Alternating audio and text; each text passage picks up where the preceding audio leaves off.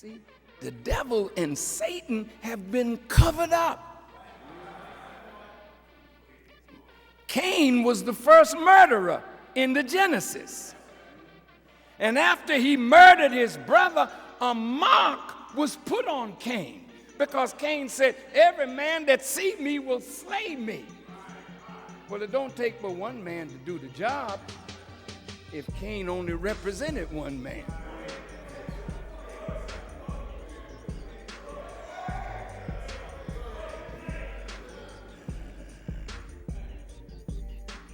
Why does Muhammad and any Muslim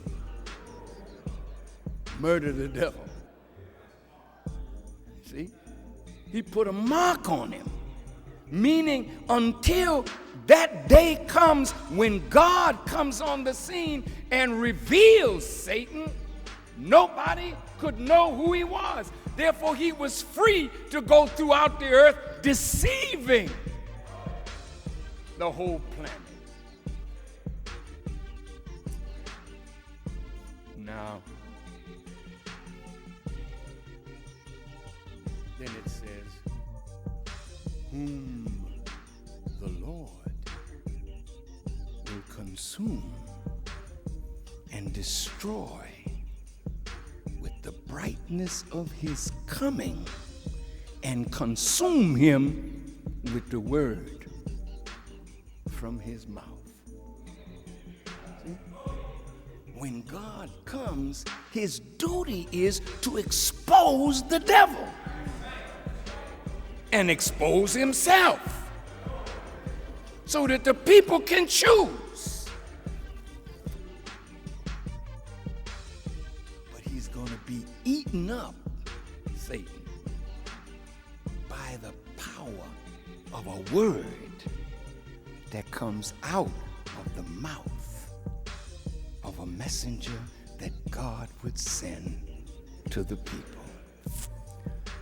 Now, you remember when I talked about the beast being a man?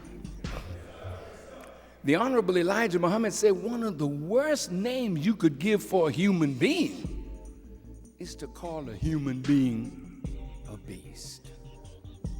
Yet in the book of Revelation, there were 4 beasts.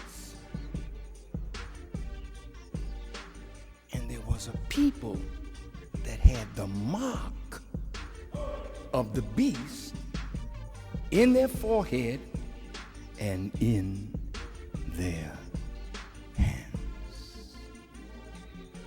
What mark are we under? Listen. What mark are we under that our forehead, which is the manifestation of what we think and what we know, but our hands are the manifestation of that thinking. So if the mark of the beast was in their forehead, how would you know it until you looked at the works of their hands? Now, when I go in the hood, the best generation we ever produced, these young men, these young girls, you're the finest generation that we've ever had.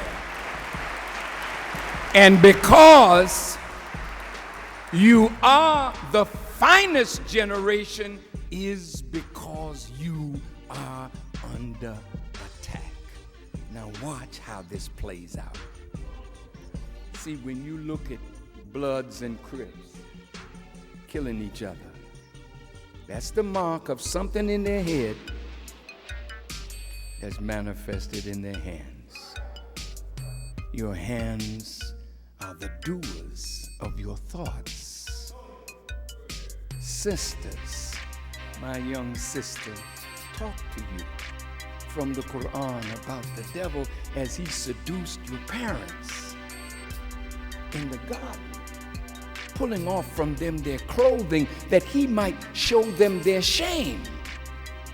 See, as a young girl or old woman, there's a certain shyness that should accompany you. When I was young, No decent woman would put her underwear on a clothesline for a strange man to see her underwear. Am I lying? When women wash their personals, they wash them and dry them even out of the presence of their father and their brothers, much less their uncles and their grandfathers. But today, your drawers are on display.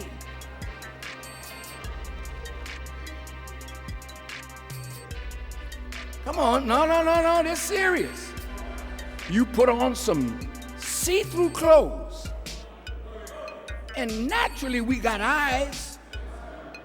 We really trying to see through.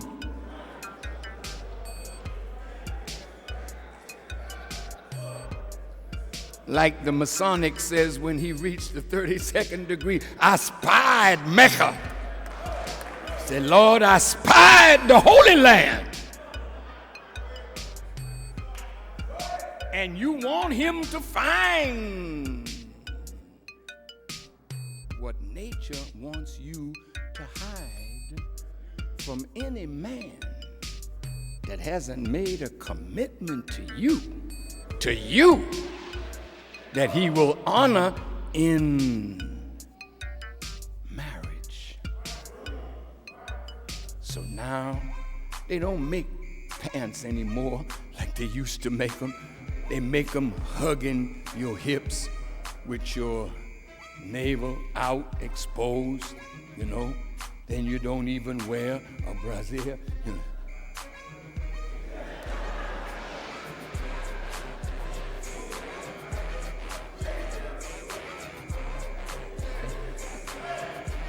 Shake it up, baby. And you driving these brothers insane. Then you put the pants on so tight, ain't nothing left to his imagination. And what does this happen? What happens to him? He ain't thinking sane.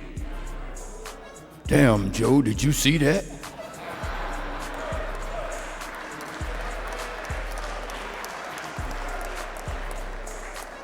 She sure is fine. I'm gonna go over and talk to her. Then when he come over and say, hey, baby, shake that thing. How dare you talk to me like that? You must think you talking to a prostitute. Hell yeah. If you gonna dress like a whore, what else are they gonna think?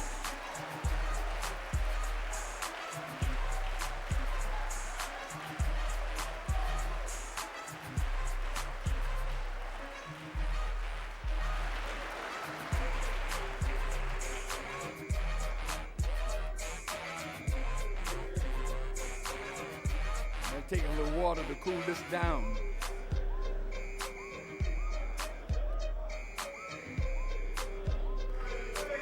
I'm almost there. Now, I want to take you to Revelations 2 and 9,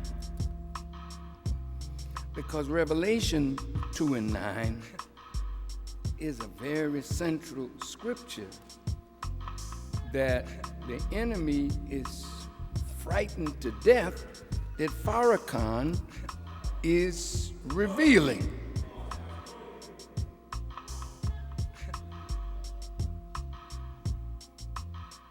He says, John the Revelator talking, he said, I know your works and your tribulation and your poverty, but thou art rich. And I know the blasphemy of them which say they are Jews and are not, but are the synagogue of Satan. Now, Jesus had that argument with them fellas back there. We got an argument today with those fellas up here. If you criticize the way they're treating the Palestinians, you're an anti-Semite. Now that used to be mine exclusively. That Farrakhan, he's an anti-Semite. Jimmy Carter, former president of the United States, wrote a book, Peace, not apartheid, criticizing Jewish behavior toward the Palestinians. What did they say of Jimmy Carter? What did they say? What did they call him? Oh, I'm getting a president for company. At normal intervals, dress right,